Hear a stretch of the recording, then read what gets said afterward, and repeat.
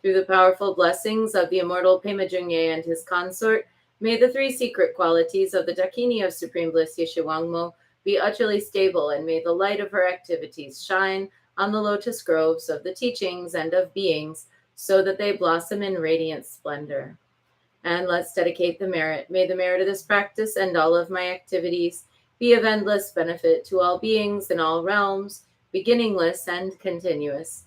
May all obstacles be overcome and suffering cease at the sound of liberation.